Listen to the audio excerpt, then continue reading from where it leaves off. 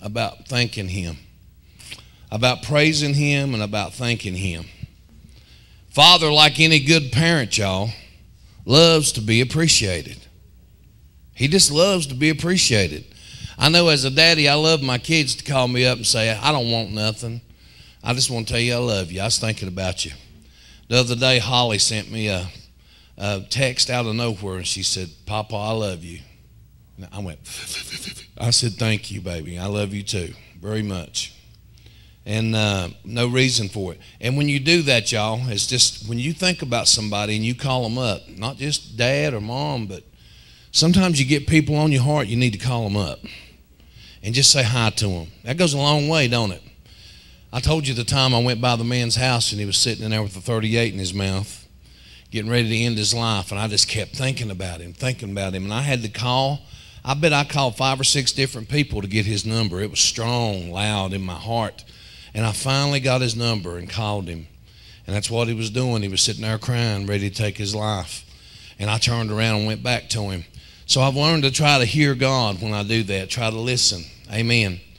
The other day, I just really felt, I told Mary, I said, I need to take my girls out.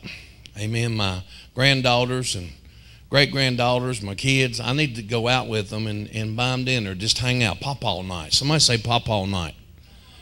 And Murray said, well, that's a good idea. So I took 2 or 3 of them the other day, and I'm going to take 2 or 3 more here next time. Amen. We got all kinds of grandbabies just to hang out with Pawpaw. Amen. And probably several months ago, around Christmas, I think it was, the Lord spoke to me that I needed to call the family in and have dinner with them. My aunts and uncles, they're all getting up in years, and we don't talk to each other much. And I just really felt God telling me, you need to make that happen, because we live in their daddy's house. We live in my grandpa's house, and all of them was raised there. So I said, would you all come to dinner at the house? And I just set one of these tables up and some chairs, and I got them all there, and we had a wonderful time. It was really good. And my uncle was telling me how they built the house, and they built it back in the 50s, y'all, before I was born. And you don't get a second chance to do stuff like that, y'all. I don't want to live with regrets. I don't want to have something saying, boy, I wished I'd have done that, and now I can't do it. And it's really good to go ahead and squeeze that in. Whatever you got to do, you need to make that happen. Amen.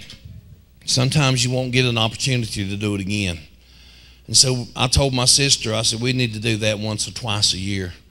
And I said, I'd love to. And Murray agreed. She said, I enjoyed that too. So, amen.